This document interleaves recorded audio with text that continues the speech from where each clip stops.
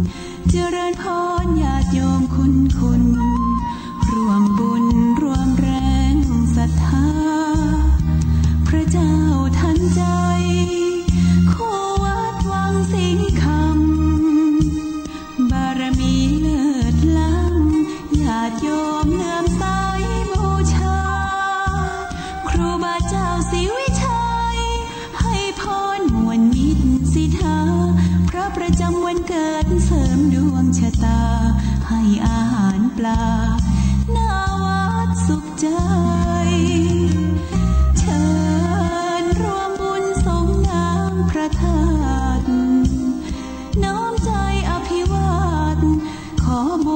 สุขใจสุขกายไหว้พระขอพรองค์พระเจ้าทันใจหลวงพ่อประเสริฐเจริญพรอวยชัยให้ท่านสุขใจทั่วกัน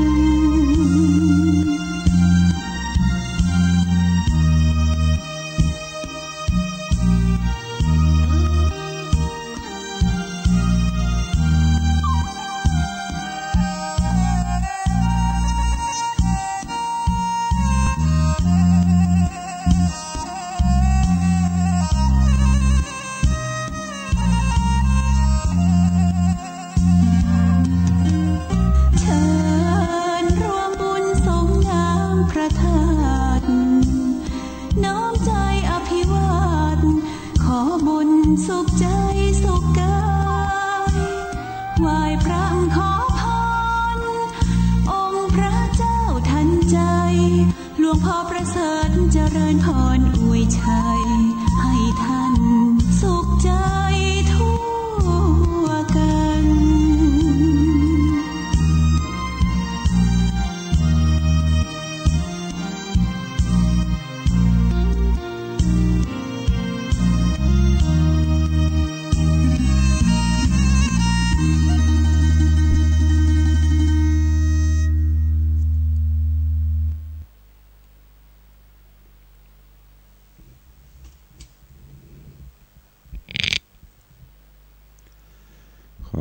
ยกมือ10 นิ้วกราบนอบน้อมยังพระติรัตนเกี่ยวเจ้าตั้ง3 ประการอันหมายมีพระพุทธพระธรรมพระสงฆ์อันเป็นสรณะที่เปิ่งที่เคารพนับถืออันสูงสุดในชีวิตขอกราบคารวะแด่ใต้ไวสาปารมีธรรมพระมหาเถรานุเถระภิกขุสังฆะสามเณรเจ้าจุตนจุองค์อันหมายมีพระเดชพระคุณหลวงปู่พระพรหมมงคลที่ปรึกษาเจ้าคณะภาค7เจ้าอาวาสวัดพระธาตุเจ้าสีจอมตองพระเดชพระคุณหลวงป่อท่านเจ้าคุณพระเทพโกศลที่ปรึกษาเจ้าคณะภาค7เจ้าอาวาสวัดศรีโสดาพระอารามหลวงพระเดชพระคุณหลวงป่อท่านเจ้าคุณพระเทพปริยัติเจ้าคณะจังหวัดเชียงใหม่เจ้าอาวาสวัดเจ็ดยอดพระอารามหลวงอำเภอเมืองเชียงใหม่พระเดชพระคุณหลวงป่อท่านเจ้าคณะจังหวัดเชียงไฮ้หลวงป่อท่านเจ้าคณะจังหวัดลำพูนตลอดจนพระมหาเถรานุเถระเจ้าคณะพระสังฆาธิการภิกขุสงฆ์สามเณรจุตนจุองค์ด้วยความเคารพขอเจริญสุขเจริญปอนญาติโยมศรัทธานาบุญติ่นจองห้องวัดจุหนุ่มเท่าใจยิงขอน้อมต้อนรับทุกท่านเข้าสู่รายการมรดกธรรมกำเมืองทางสถานีวิทยุวัดฝ่ายหินตำบลสุเทพอำเภอเมืองจังหวัดเชียงใหม่ส่งสัญญาณออกอากาศในระบบคลื่นความถี่ FM 104.50 เมกะเฮิรตซ์สถานีวิทยุวัดหนองกายตำบลสันปะยางอำเภอแม่แตงจังหวัดเชียงใหม่ส่งสัญญาณออกอากาศในระบบคลื่นความถี่ FM 99.75 102.0 และ 89.25 3 คลื่นความถี่3 สถานีของวัดหนองกายและก็ที่สถานีวิทยุพระพุทธศาสนาจังหวัดเชียงไฮ้ส่งสัญญาณออกอากาศในระบบคลื่นความถี่ FM 99.50 เมกะเฮิรตซ์และวิทยุชุมชนเสียงตามสายหอกระจายข่าวหอภายในบ่ว่าจะเป็นตั้งวัดวาอารามตามหมู่บ้านตุติจุแห่งจุวัดจุวาแล้วก็พี่น้องญาติโยมที่ติดตามทางวิทยุออนไลน์ทางเว็บไซต์ Facebook ทางไลน์ต่างๆเนอะที่ติดตามอยู่ในเวลานี้รายการนี้ดำเนินโดยอาตมาภาพพระครูวิสิทธิ์ศรีลาภรณ์เ จ้าคณะตำบลป่าแดดเจ้าอาวาสวัดวังสิงห์คำตำบลป่าแดดอำเภอเมืองเชียงใหม่จังหวัดเชียงใหม่เป็นผู้ดำเนินรายการก็นำเอาสารธรรมคำสอนนิยายธรรมข่าวธรรมมาเทศนามามาเอ่ยคือกับญาติโยมทั้งหลายได้รับฟังกันก็เป็นติละเมาเอาใจของอีป่ออีแม่ญาติโยมศรัทธาตลอดจนครูบาสังฆภิกขุสงฆ์สามเณรติได้ติดตามรับฟังและต่ออนุโมทนากับทุกท่านเนอติได้เข้าโทรศัพท์เข้าร่วมรายการก็ดีได้มาเยี่ยมมาเยือนมาแอวหาพี่น้องตั้งเชียงใหม่เขานี่เกือบจะทุกอำเภอที่เป็นแฟนครับเป็นแฟนรายการถ้ามีเวลาก็มาเยี่ยมมาเยือนกันตลอดจนพี่น้องต่างเชียงไฮ้ต่างลำปางที่ได้มากินห่วมตันเติงมาแวะมาเวียนมาแอวหาเนอขออนุโมทนาบุญขอบคุณขอบใจกับทุกท่านผ่านต่างรายการนี้ตัวแต่ว่าต้องขอสุมาอภัยเนอะแต่ว่าจักดาบไปเหี่ยเจ้าพอดีแต่ว่าก็เป็นวันพระวันศีลตัวประกอบกับไปปฏิบัติศาสนกิจวันก่อนคืนก่อนก็ไปสวดมนต์ตันไปเทศธรรมที่วัดเจดีย์แม่ครัวงานฉลองสมโภชพระเจ้าในอุโบสถหลังใหม่ของเปิ้นกับบิ๊กแผ่วัดกระดึกปอควรแล้วก็พระเจ้ามาก็เป็นวันพระวันศีลวันนี้ก็มาพบมาปะกันตามปกติเนอะเวลาขณะนี้6 โมงป่ายที่ออกรายการสดนี่เนอะเดี๋ยวพี่น้องเชียงไฮ้ว่า6 โมงอย่างตู้เจ้าประมืดเลยนะตั้งเชียงไฮ้นั้นเป็นเทปรายการเนอะเปิ้นเอาเทปไปออกแต่ถึงแม้จะฟังเป็นเทปอีพ่ออีแม่ก็ฟังแล้วก็โทรเข้ามาหาได้มาค่ำมาคืนก็โทรได้ทุกเวลาไม่มีปัญหาคือกำลังใจอู้จากันได้เชียงใหม่ละปูนลำปางบางส่วนนี่ฟังกันสดๆเมื่อเจ้า6 โมงถึง 7 โมงเจ้าโดยประมาณส่วนพี่น้องที่ฟังสัญญาณจากวัดพระแก้วนั้นจะเป็นช่วงมะค่ำยามคืนเนอะก็ต้องแจ้งให้ทุกท่านตัวเอง6 โมงป่ายแล้วติ่นฟ้ายกแล้วนกหนูกาไก่ลงกรแล้วเสาะว่าหากิน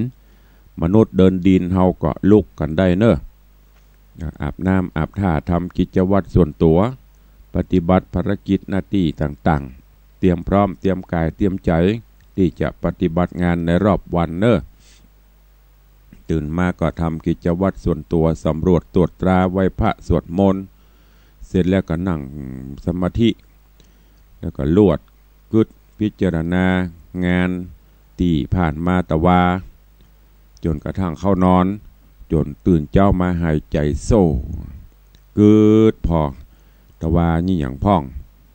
ทำความดีอันอย่างหรือยังมีอันอย่างพ่องที่เป็นประโยชน์กิจการงานตะวาที่มันขาดตกบกพร่องไปเพราะอันอย่างมันติดขัดอย่างที่ไหนก็นั่งสมาธิไปตั้งใต้ไปก็ลองหวนคืดพอแล้วก็เอามาปรับปรุงแก้ไขในวันนี้แต่ว่าจะใจห้อนไปกาแต่ว่าขี้โคดขี้มิ่งไปกาเดือดอย่างเฮือไผ่กาก็เอามาคิดพอว่าที่เขาว่าไปมันเป็นประโยชน์ที่เขาทำไปมันเป็นประโยชน์ก็ดีกาบ่ดีกาวันนี้จะปรับปรุงแก้ไขอันยังก็เอามาคิดแล้วก็ดำเนินงานในรอบวันนี้เนอ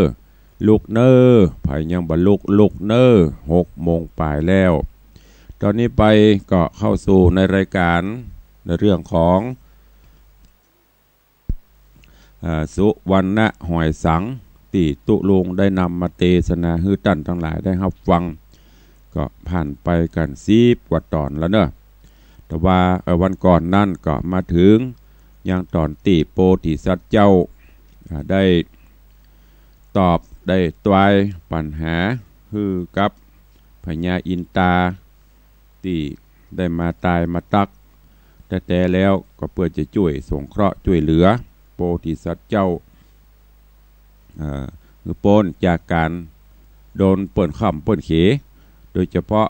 ป่อเจ้าสามนซึ่งมีความรังเกียจเดียดฉันลูกชายคนนี้เป็นที่สุดหาวิธีกันแกล้งหาวิธีที่จะกำจัดต่างๆไปจนสุดท้ายมาก็องค์อมรินทร์พระอินทร์เจ้าฟ้าได้มาโผดมาผายได้มาช่วยตนบุญคนบุญญาติโยมทั้งหลายทำอะไรอย่างไปบางครั้งมันอาจจะคัดไปแต่สุดท้ายก็ได้ดีเหมือนกันหมดตุกยากเมื่อก่อนตุกยากมาก่อนสุดท้ายก็จะได้ดีตรงกันข้ามสุขีสบายดีเมื่อก่อนตายมาก็จะต้องเป็นคนตุกคนยากไปยกเว้นหูจักตนหูจักตัวตุกมาก่อนการอย่างใดมาก่อนการบริหารจัดการในชีวิตประจำวันโดยเอาธรรมะมาใช้อันนั้นแหละจะประสบความสำเร็จตรงกันข้ามเมื่อยามหนุ่มยามกำบหาหรือหิหามาได้ถ้าได้ก็กินจ่ายไปจ่ายโอยเกินตัวบะเก็บบะประหยัดบะมัธยัติสุดท้ายบ้านปลายชีวิตก็บ่มีอย่างใจบ่มีเงินเก็บก็จะตุกถ้าหากว่าเมื่อหนุ่มกำนำไม้ใจชีวิตโดยใจหลักธรรมมาควบคุมดูแลเก็บหอมรอมริบประหยัดมัธยัติจ่ายที่จำเป็น อดทนหนาวเย็นเมื่อยไข้อดฮ้อนอดหนาวไปต่อสู้ฝ่าฟันอุปสรรควันหนึ่งก็จะเป็นผลสำเร็จผลเนอะพูดถึงปัญหาที่ต่างโพธิสัตว์เจ้าได้ตอบได้ตายองค์อมรินทร์พระอินทร์เจ้าฟ้า ที่เปิ่นมาถามโดยปัญหาข้อแรกพระอินทร์เจ้าฟ้าก็ได้ถามว่าอันยังติมืดสนิทมืดยิ่งกว่ากู้สิ่งในโลกานี้บ่ว่าจะเป็นในโลกมนุษย์หรือโลกภายหน้าที่ไหนมันมืดอย่างที่ว่ามืด8ด้านมืดสนิทมันคืออะหยังโพธิสัตว์เจ้าเฮาก็น้อมกราบวันตาองค์อมรินทร์พระอินทร์เจ้าฟ้าแล้วก็กล่าวแก้ปริศนาปัญหาที่เปิ้นถามเกี่ยวกับความมืดว่าไวยสาท่านเจ้าถึงวันนี้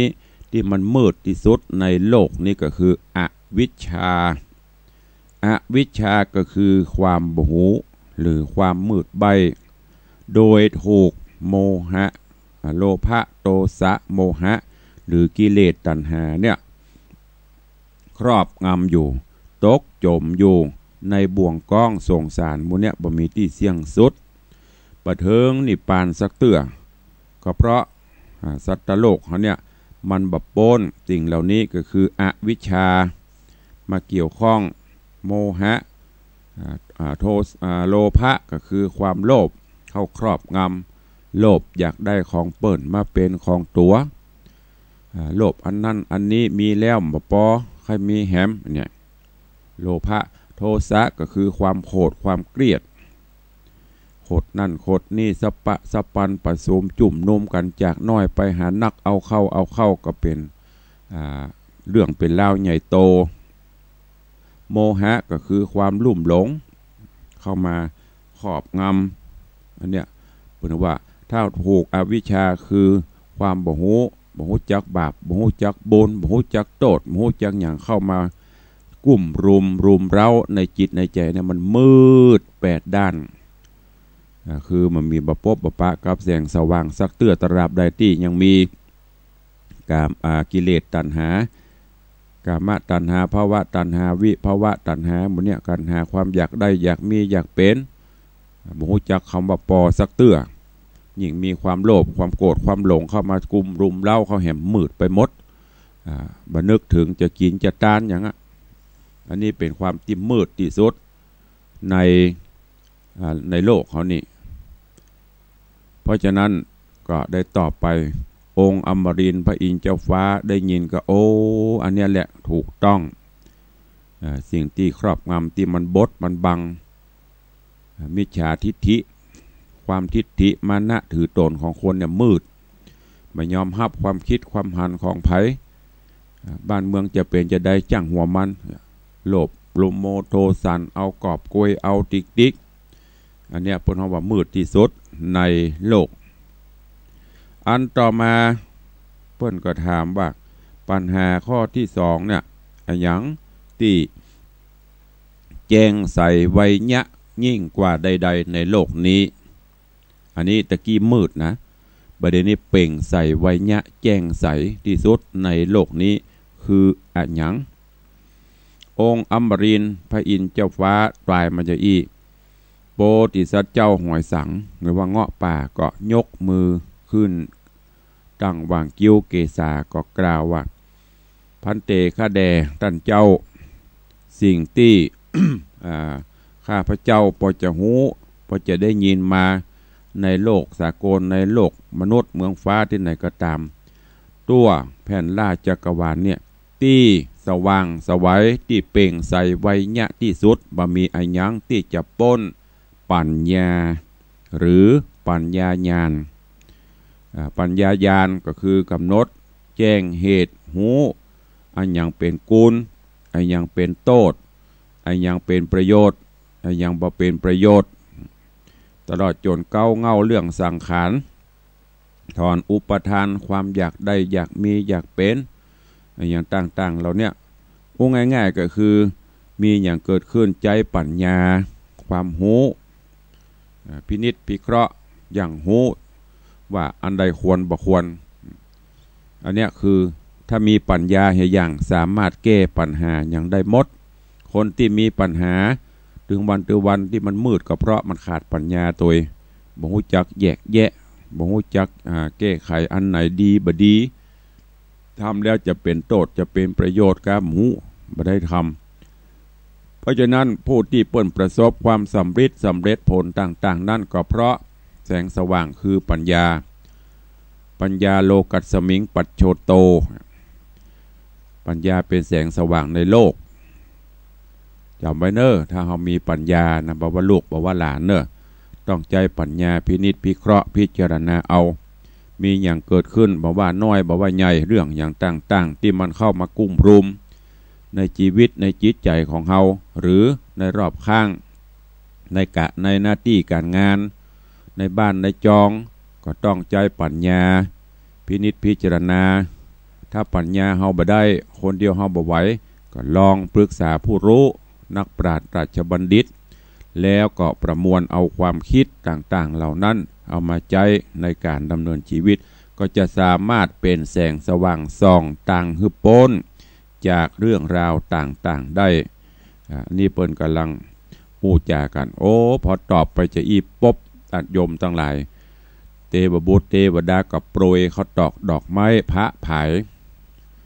ส่งเสียงสาธุการก้องอินก้องพรหมเมื่อต่างสองคือต่างองค์อมรินทร์ได้ยินโพธิสัตว์เจ้าตอบก็ถูกต้องนี่คือความที่แจ้งใสไวยะส่องสว่างทั่วโลกโลกาคือปัญญาถ้ามนุษย์ในโลกโลกาคนเฮานั้นหนามีปัญญาก็จะนำปา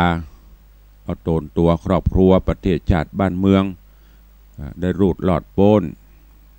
แล้วก็สันติสุขก็จะเกิดขึ้นพอตอบปัญหาเป็นที่ละเมาเอาใจถูกนะจากนั้นก็มาร่วมเล่นตีครี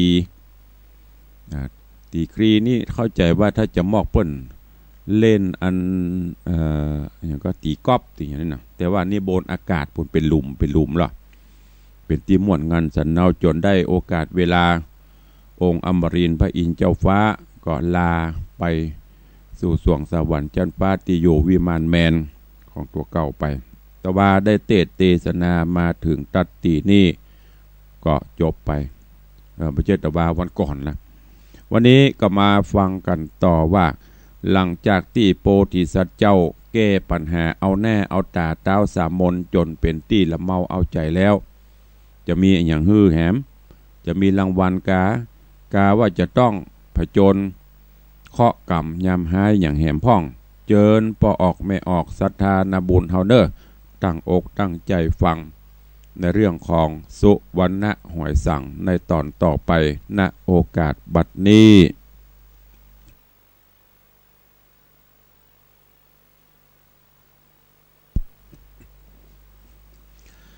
นะโมตัสสะภะคะวะโตอะระหะโตสัมมาสัมพุทธัสสะสัทธะโวฟังลาโสตุจันนะสัพปุริสะตังหลาย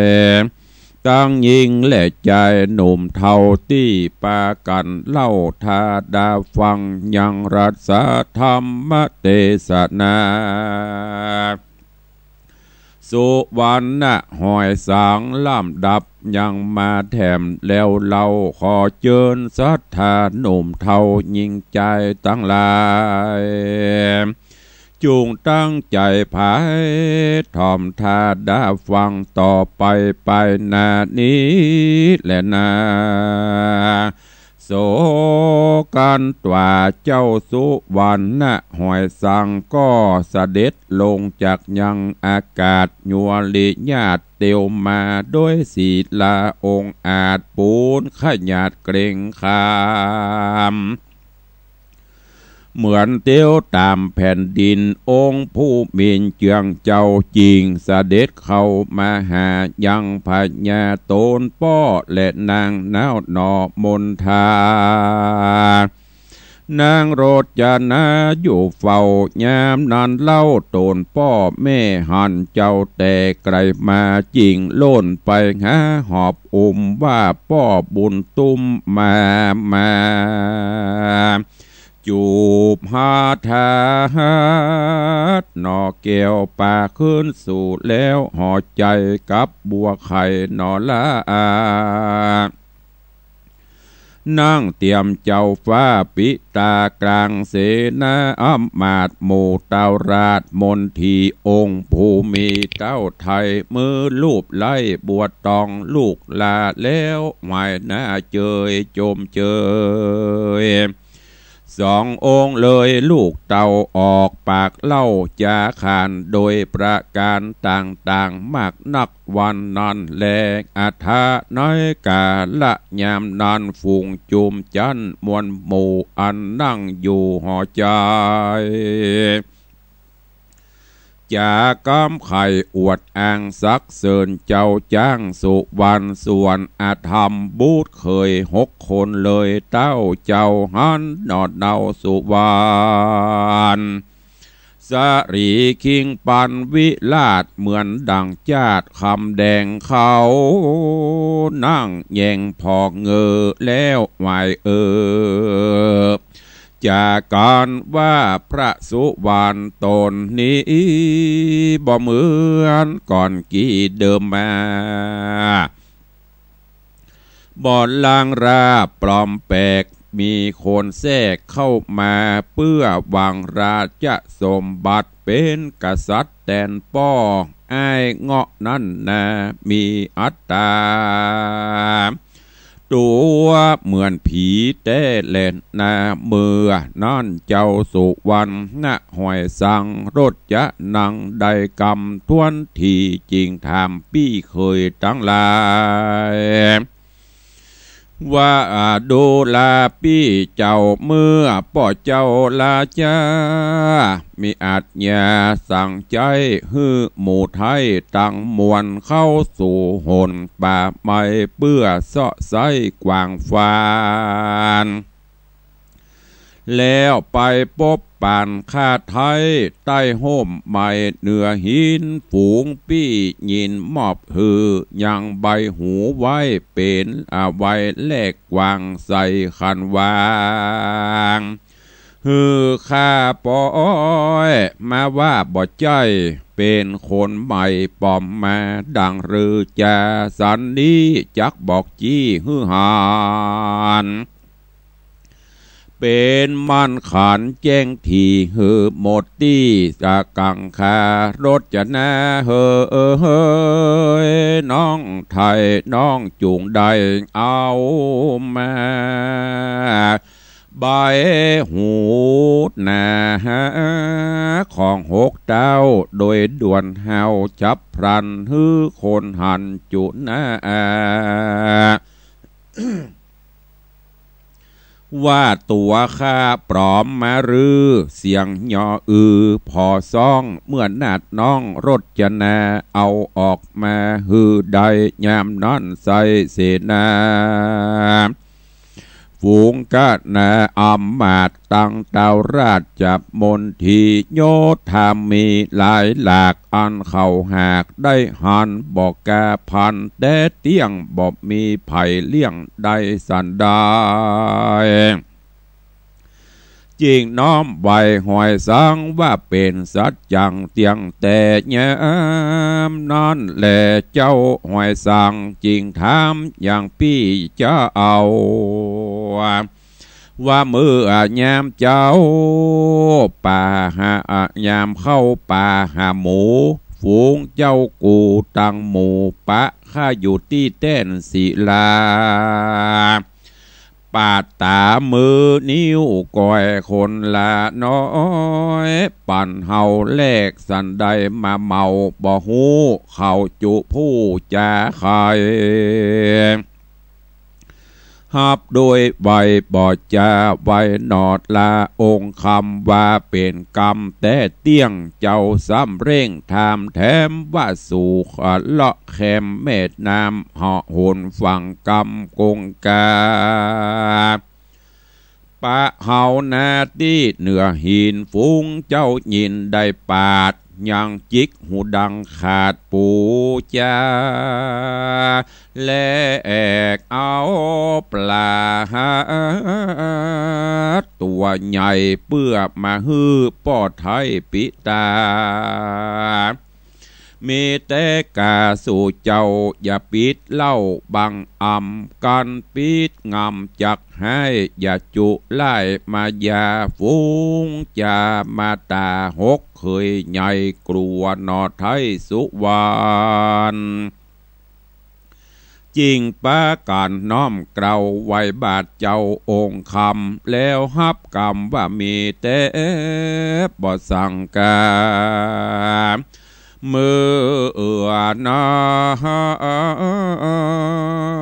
พระมหาสัจเจ้าจริงฮืดนอดเนารจนาเอามาอย่างใบหูแห่งเจ้ากูหกเต้าเมื่อยกน้าวแลกกวางตามือดังออกฮือปลายนิ้วซื้อมาแปลงแลกหมูแดงในป่าจิกดังกว่าเอามาฮื้อประจานราชฝูงอำมาตย์เสนาและองค์ปิตาป้อเจ้าตั้งนางนอนเนามาตาหูหันมาแจงเจตบ่มีเหตุสังกาเมื่อนั้นนางนอดลาเมียเจ้าฟ้าองค์คำเอามาตำฮื้อพอตัดตี้ต่อแน่ฝูงคนเขาตั้งมวลหูแน่ประจักแก่ใจตนเจ้าสาบมนได้พอจริงปากหม้อจะถามเสียงคุคำลั่นกองตาพอจ้องหกเฮยว่าเฮยเฮยหมู่มุงเลอะหมู่มึงเลยมาจุไล่จะเบี่ยงบายว่าอินตายกปันมามอบคาจุไล่ลาบมาถวายหาความละอายบอดใดโคนบุ่มใบปาลากูจักใส่โตสานุโตดฮือนักโสดจุโคนและนาเมื่อนานสู้วันนะหอยสั่งเจ้าได้ยินป้อเจ้าปิตาจริงวันตาน้อมไว้ว่าขอป้อไทยคุณนาพระเจษฐาปีเก้าอันเข้าบ่วงบาทแห่งอำนาจโมหะห หากได้ถลำไปแล้วขอป้อแก้วอดโทษข้าน้อยโสดขออภัยบ่ติดใจเอาโตดอดใจโพดเอาบุญแด่เตอะเอวังละจาในเมื่อเจ้าสุวรรณห้อยสังกล่าวกามเต้านั้นแล้วพระปิ่นแก้วไข่จ้าแก่เสนาอำมาตย์อันอยู่บนผาสัตว์ห่อคำโดยกรรมงามดี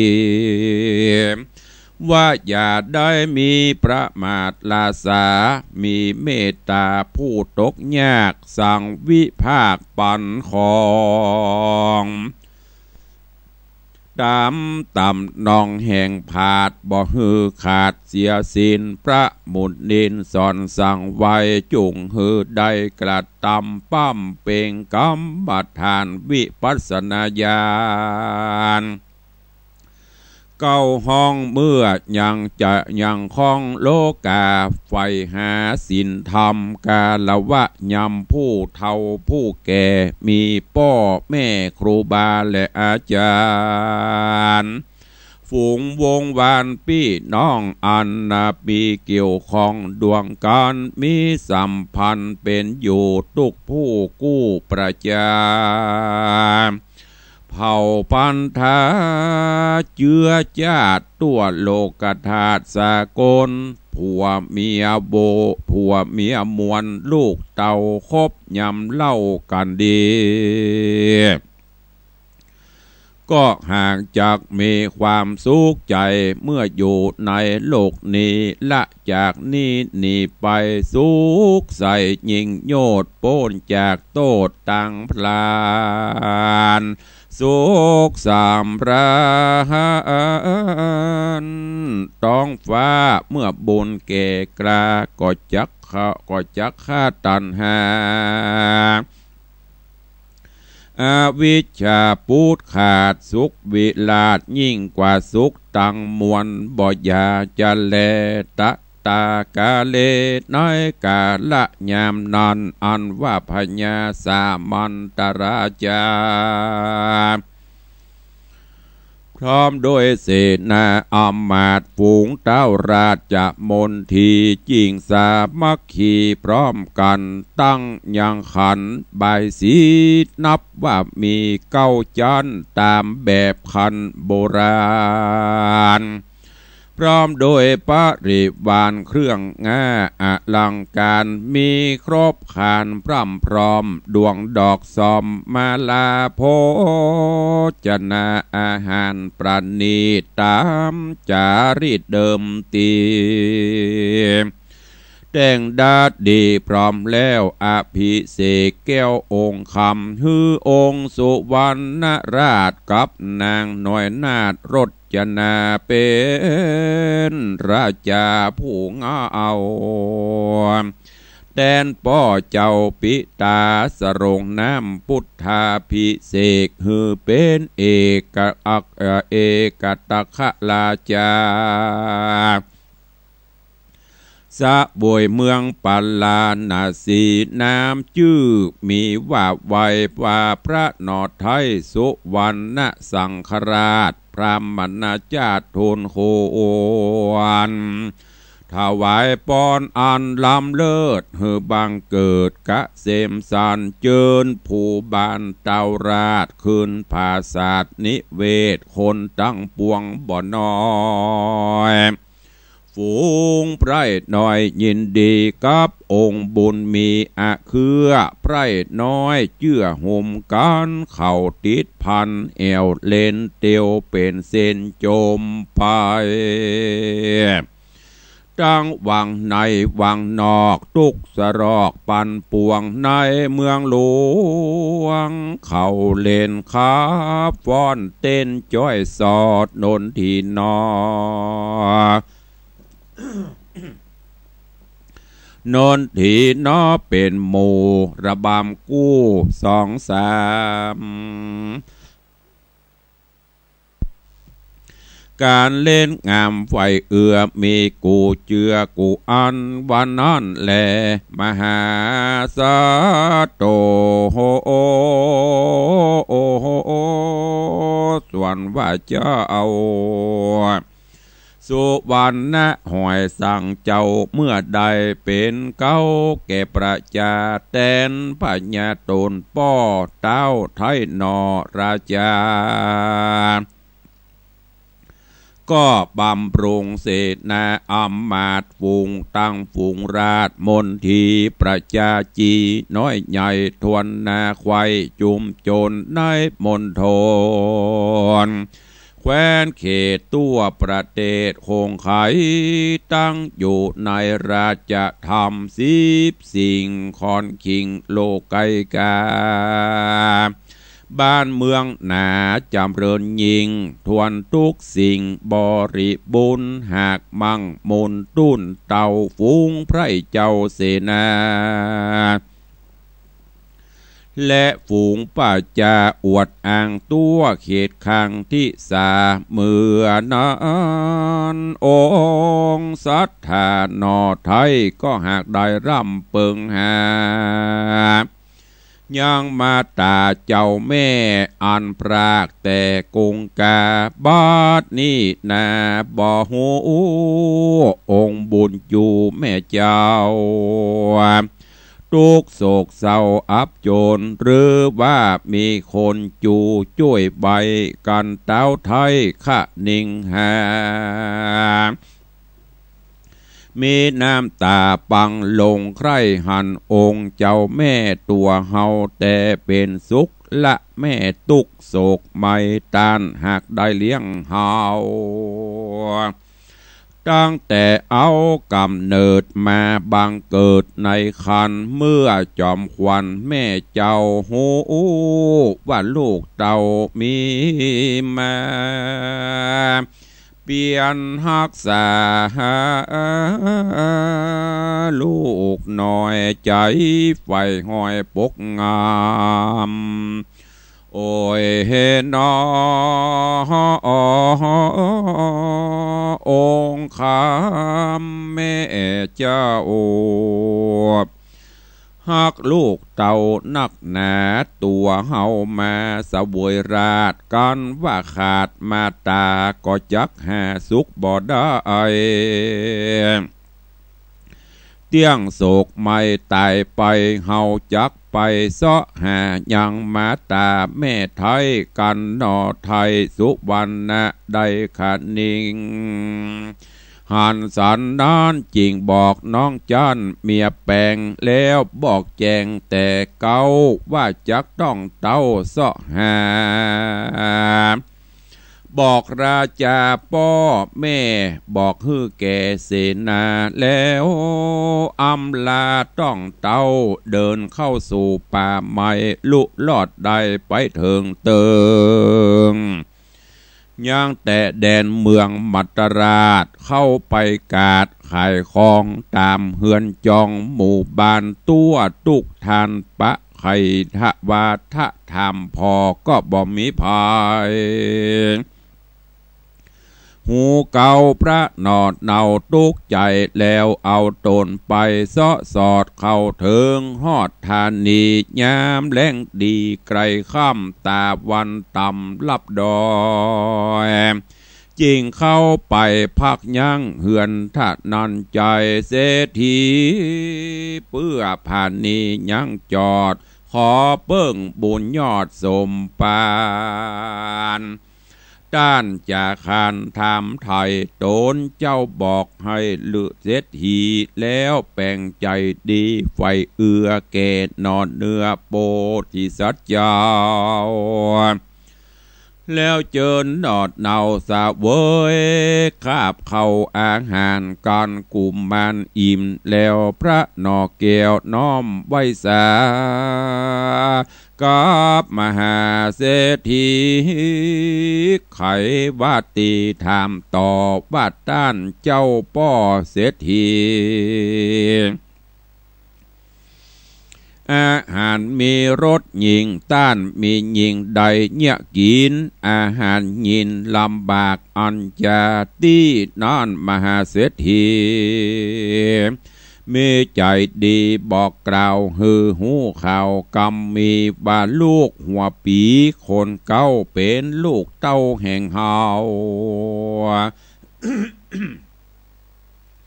แต่ว่าเจ้าจากห้องประเทศต้องไปนานมาพบปานเมื่อซอยกันหลานน้อยไข้หูจุ่งอยู่ในสกามแล้วเศรษฐีจำคนใจฮือไปบอกนางมาตี้นันพระนอนนาสุวรรณถามจอมขวัญนางไทยนางจริงใดเล่าเก้าจากบ้านเก่าเมืองมาว่าใดกาพรากลูกเต่าตลาบเข้ามาเถิงมาเมืองมัตตราชได้มาอยู่ขาวาดป้อเศรษฐีนอบุญมีฟังคำกล่าวใจห้อนเผาไฟโลนจริงหูโดนว่าเป็นแม่ปัดพรากแต่โกองกาเวตนารำให้ยอมือไว้หนอมาตาแล้วใครจะกล่าวว่าพันเตข้าแด่มาตาแม่เจ้าข้านี้เล่าคือสุวรรณหอยสังเกิดจากยังต้องแม่บัดนี้แลนั่งอยู่สองแน่ผู้มาตานี่แลนามืออนนางจันตาเตวีปีติมีเต็มตนโศกาวนถูกต้องให้ล่ำร้องเวทนาหอบปุตตานอดเนาแล้วแม่เจ้าใครจะว่าโอโหโอยลูกราเจ้าแม่วิบากแต่ได้จาเมื่อนั้นสุวรรณาสวมกอดองค์ยอดซอยมาตามีน้ำเนตรยวาไหลหลังสะอื่นกังกัดอกใจคอตกสะดุงใจแตกฟุ้งตันพิงลวดลืมคิงสะโยบเต้าต่อหน้าเต้าทนันใจบ่ต้วงไหวนอนนิ่งเสียทียิ่งตกใจจิงฟังลูกไปเอาน้ำไว้ยิ่งล้ำนำนาแล้วเอามาหดหล่อยังสองนอเจ้าองค์คำเมื่อนั้นนาเต้าไทยก็ลวดใดสติหูดำริใจจืนสะดุ้งตื่นขึ้นมาเล่นนาเมื่อสองขาเจ้าฟื้นมาแล้วพระนอแก้วองค์คำไว้จอมธรรมแม่เจ้าเล่าเรื่องเก่าเป็นมาว่าขอมันดาเจ้าแม่สุกเตียงแต่ยืนยาว100 ขวบเขาแล้วไหวหน้าเขามหาเศรษฐีจากำดีจื่นจอยว่าขาน้อยขอไว้สาขอมาตากับปอไทยเอาเมื่อไว้ปูจาขอปอบมหาเศรษฐีได้โผดพาณิชย์หลานน้อยฝ่ายยอดซอยมาตาน้อมนบไว้สาตั้นเจ้าว่าข้าลูกเต่าจักมือขอส่องเผื่อป้อแม่อนุญาตแก่ลูกไปอยู่หอใจเมืองใหญ่กับลูกไทยปุตตา ส่วนมหาเศรษฐีได้ยินดังอันจริงขอสู่แม่ลาโตอดได้โพดคุณนาว่าข้าแด่พระราชเจ้า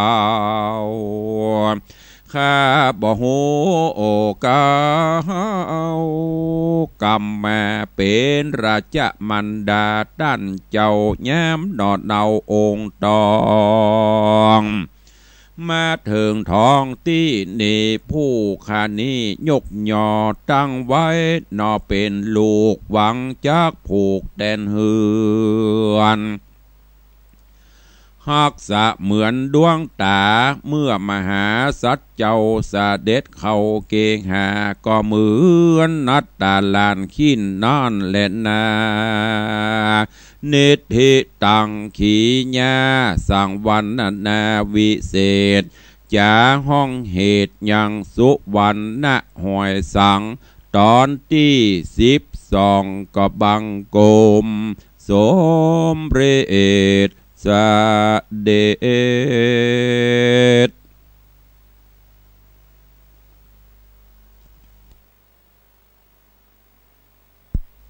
จบไปแถม1 ตอนเนอะโอ้ฟังไปนิยายธรรมะอันมีสาระความปัดพรากความจากกันระหว่างพ่อแม่ลูกซึ่งถูกผีซ้ำดำพลอยกรรมซัดแต่เนรนาดไปแม่ไปติ่งลูกไปติ่งแต่โดยบุญญาปารมีคนเฮาถ้ามันบ่ถึงคาดถึงคราวจะได้มันก็ตึงบ่ไปไหนเหมือนอย่างกับโพธิสัตว์เจ้ากับแม่สุดท้ายก็ได้มาพบมาปะกันณที่บ้านป่อเสียถีและที่สำคัญความกตัญญูกตเวทิตาธรรมโพธิสัตว์เจ้าเมื่อได้ปัดพรากจากแม่จนตัวเก่าดันด้นไปตามที่โหนต่างๆและได้ไปได้ดิบได้ดีก็บ่ลืมผู้มีพระคุณคือแม่ผู้บังเกิดเกล้าโดยเสาะหาแม่จะอยู่ที่ไหนจ้าจะตกทุกข์ได้ยากปานใดออกเตียวเสาะหาไปจนไปพบไปปะแล้วก็ได้ขอแม่จากป่อเสียถีท่านันใจเสียถีเพื่อที่จะเจิญเอาแม่เข้าบ้านเข้าเมืองไปอยู่ร่วมสุขร่วมทุกข์กันเป็นตีกราบไหว้สักการะบูชาอันนี้แหละญาติโยมทั้งหลายโดยเฉพาะสังคมปัจจุบันนี้อยากหูอยากหันอยากให้ได้แบบนี้นั่นก็คือลูกเต้าต้องเอาใจใส่พ่อแม่เฮาเนอผู้มีพระคุณอันยิ่งใหญ่มามีไหนใดเล่าจับเต้าปบปานบุคคลอื่นบอกว่าจะเป็นผัวบอกว่าจะเป็นเมียเลิกละลากันไปก็เป็นคนอื่นแต่พ่อแม่นี้อยู่ที่ไหนก็คือพ่อคือแม่เพราะมีหนึ่งเดียวในโลกจะต้องดูแลเอาใจใส่บางคนได้ดิบได้ดีออกบ้านออกจองไปได้ดิบได้ดีลืมพ่อลืมแม่ถามว่าพ่อแม่เกินหอดเกินเติงหาก็หวังได้ของเข้าครองสมบัติก็ไม่หวังว่าขอให้ลูกมาพ่อมาแอวมาเยี่ยมก็ดีละเหมือนอย่างเราดูรายการหนึ่งนะยังรายการยังไม่หมดนี่กะโอ้ตำเตียพอไปดีอินดูเสาะหาลูกใครให้ลูกมาหาลูก4-5 คนหายแซบหมดใจบ่ได้ตรงกันข้ามถ้าลูกคนใดมาดูแลเนี่ยพ่อแม่ชื่นอกชื่นใจบ่มีอย่างมาฮื้อกำเป็นอย่างขอให้มาแอวมาหาเป็นเตื้อยิ่งประเดี๋ยวซ้ำดีมีโทรศัพท์มีปนห้องก็โทรศัพท์แบบคอนโทรลหันแน่หันตากันตัวเองจะได้หู้ได้ดูไผ่โทรเข้ามาอย่างเจ้าจี้เจริญปอนใหญ่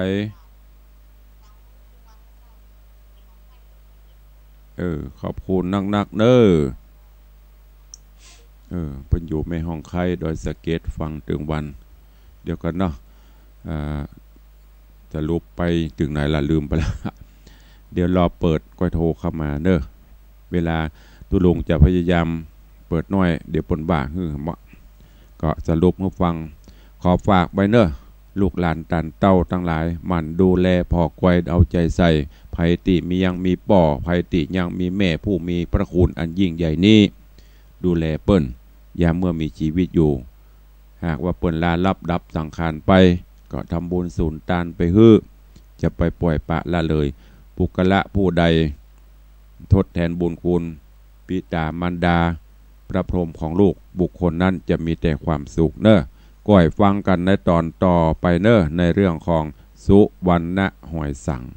วันนี้ขอปงวางไว้แต่เพียงเท่านี้กราบขอบพระคุณครูบาอาจารย์ท่านเจ้าเนอะที่ได้ติดตามรับฟังตัวตลอดจนพอออกไม่ออกศรัทธานาบุญเจ้าข้าทั้งหลายที่ติดตามมาโดยตลอดอย่างตะกี้อยู่แม่ห้องไข่โยมแม่เปิ้นโทรเข้ามาก็ขออนุโมทนาบุญขอบคุณตัวแล้วก็ที่สำคัญกราบขอบพระคุณและขออนุโมทนาบุญกับทุกท่านเนอพอออกไม่ออกศรัทธานาบุญเศรษฐีใจบุญนายทุนใจดีอุบาสกอุบาสิกาผู้ใจบุญใจกุศลทั้งหลายที่ได้ร่วมกันจะรึกชื่อไว้ในประวัติศาสตร์ที่ได้ร่วมกันบริจาคจตุปัจจัยทรัพย์สินเงินทองหรือทองคำเพื่อร่วมกันรอสร้างพระพุทธรูปทองคำพระสิงห์คำไว้ประจำวัดสืบศาสนาองค์พระสัมมาสัมพุทธเจ้าตุลุงรอรับแรงจิตแรงใจจากญาติโยมอยู่เนอเขาก็จะช่วยกันเดินไปด้วยกันเนี่ยจนกว่าจะบรรลุตามวัตถุประสงค์คือได้ทองคำหรือได้ปัจจัยที่จะนำไปซื้อครบถ้วน108 บาทหรือ59 บาทเป็นประเดิมแรกก็จะได้ดำเนินการจัดสร้างก็ขอน้อมจิตน้อมใจเนอะเชิญชวนญาติโยมได้ร่วมโมทนาบุญกับทางวัดวังสิงห์คำใครมีจอยมีจี้หูมีแหวนตีมันเก่าคำค่าเป็นทองคำเนอะไม่ใช่ทองเหลืองไม่ใช่ทองแดงนะเป็นทองคำก็น้อมนำมาให้มาหอมกันได้ก็จะได้เอาหล่อพระเจ้าตอนนี้ก็มีญาติโยมสายทานน้ำจิตน้ำใจอีพ่ออีแม่ก็หลั่งไหลมาได้นำทองคำพ่องนำสตางค์ปัจจัยมาห่วมพ่องก็ขออนุโมทนาบุญขอบคุณเนอะเจ้าวันนี้ใครจะอู้จะเอ่ยกับตุลุงตะกี้อีแม่ไม่ห้องใครเข้ามาละสายแรกปฐมมาเลิกวันนี้สายต่อไปใครจะแจ้งผลการรับฟังใครจะอู้จะเอ่ยตัวเข้ามาเนอะมาอู้มาเอ่ยมาห่วมในรายการยามเจ้าเหลือเวลาประมาณ 3-4 นาทีก็จะได้เปิดหน้าใหม่0817836540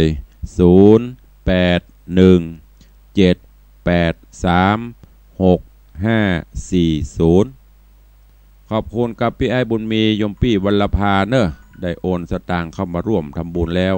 ขออนุโมทนาบุญขอบคุณด้วยเนอะได้รับไว้เรียบร้อยแล้วเจริญปอน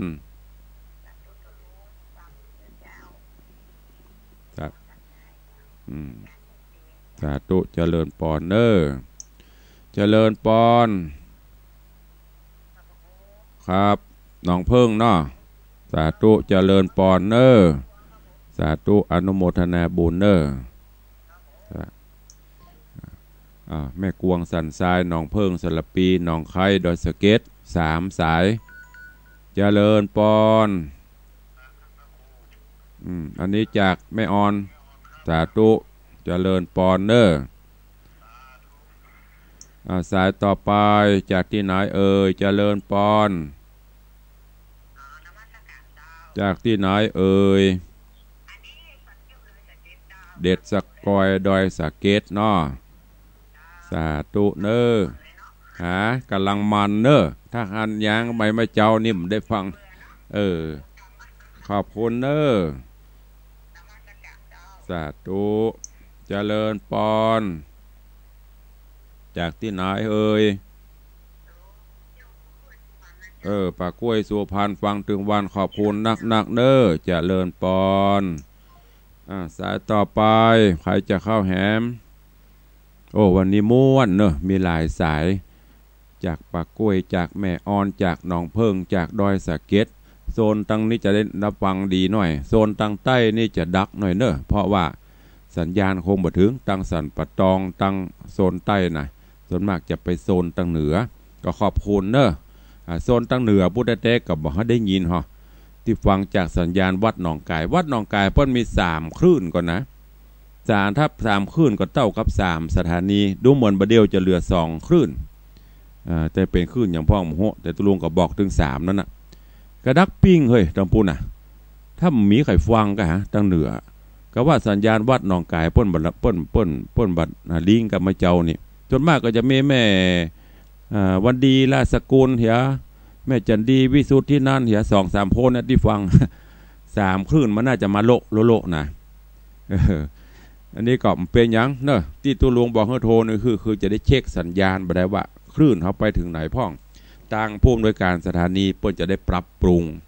ถ้าบัดโทรมาก็เป็นหยังก็ฟังกันไปเท่าที่เขาฟังได้ฮับได้ถึงไหนก็ฟังถึงหั่นเนาะไม่มีปัญหาเอาละไปเวลาหมดพอดีขอนำรายการจากไปก่อนเนอะวันพุธกับปะกันใหม่ในสุวรรณหอยสังอยู่ดีมีสุขมันการจุตนจุองจุผู้จุคนเนออายุวันโนสุขังพะลัง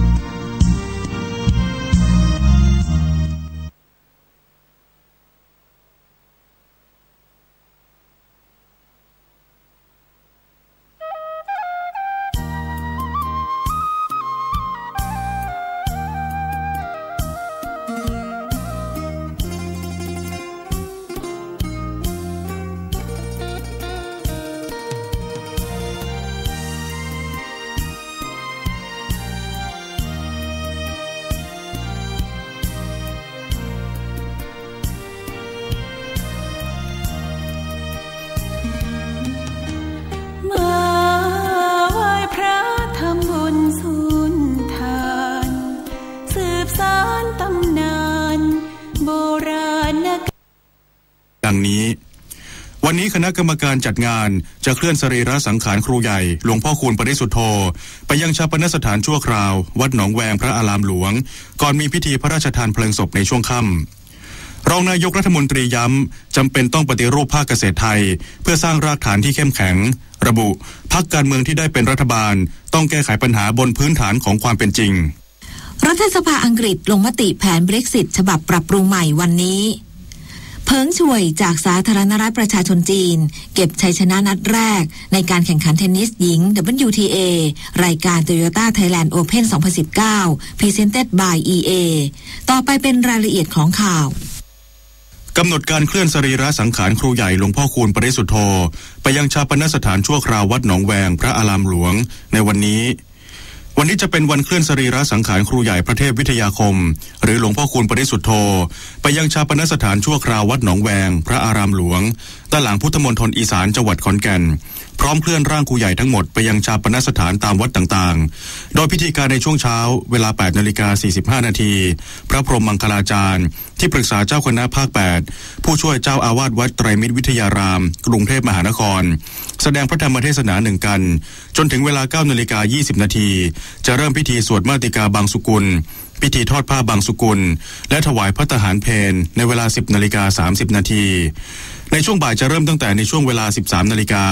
โดยคณบดีคณะแพทยศาสตร์มหาวิทยาลัยขอนแก่นอ่านหมายรับสั่งและกล่าวสำนึกในพระมหากรุณาธิคุณจากนั้นผู้ว่าราชการจังหวัดขอนแก่นเป็นประธานในพิธีทอดผ้าบางสุกุลและในเวลา 13:40 น.จึงเริ่มพิธีพระราชทานเพลิงศพหรือเผาหลอกจากนั้นจะเคลื่อนสรีระสังขารหลวงพ่อคูณปริสุทธโธไปยังชาปนสถานชั่วคราววัดหนองแวงเริ่มพิธีการฆ่านกหัสดีลิงในเวลา 18:00 น.และถวายเพลิงจริงสรีระสังขารหลวงพ่อคูณปริสุทธโธในเวลา 22:15 น.และในวันที่ 30 มกราคม พุทธศักราช 2562 เวลา 7:00 น.พิธีทำบุญอัฐิแก่ญาติครูใหญ่